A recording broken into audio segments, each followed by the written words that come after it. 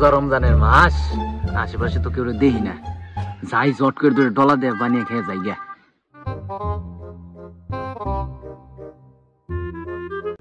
দেখ দি শালায় কি জ্বলতাছে, শালায় মনে হয় গাঞ্জা জ্বলতাছে। কি আমাগো হাতুড়ি রাজ্যে গাঞ্জা খাইতাছে, ওরে এক্ষুনি ধরে হাতুড়ি রাজ্যের কাছে লয়ে যাই। চল যাই। কি করে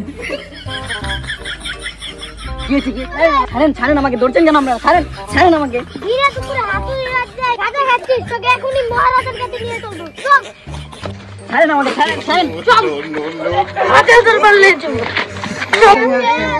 উচিত শিক্ষা দেবো রাজা দরবারে নিয়ে চল। ছাড়েন আমাকে, ছাড়েন।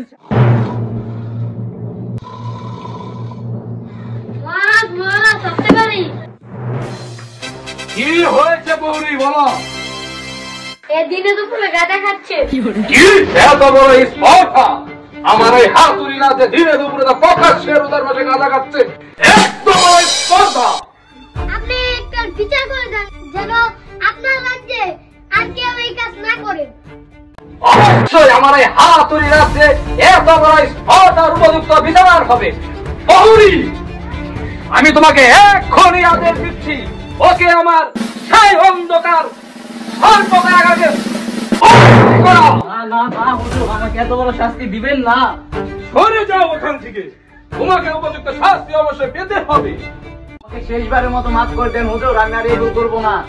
তোমাকে আমি মাফ করতে পারি এক শর্তে, তুমি যদি আজ থেকে 5 ওয়াক্ত নামাজ পড়ো এবং যতগুলো রোজা আছে আগামীকাল থেকে সবগুলো রাখো, তাহলে তুমি আমাকে এই শর্তে মাফ করতে পারি। জি হুজুর, আমি আপনার শর্তে রাজি আছি। ঠিক আছে, তোমাকে এবারের মতন মুক্তি দিলাম। বলি, এখনই ওকে এখান থেকে বের করে ওকে বাড়িতে দিয়ে আসো। যাও, এটাই আমার আদেশ।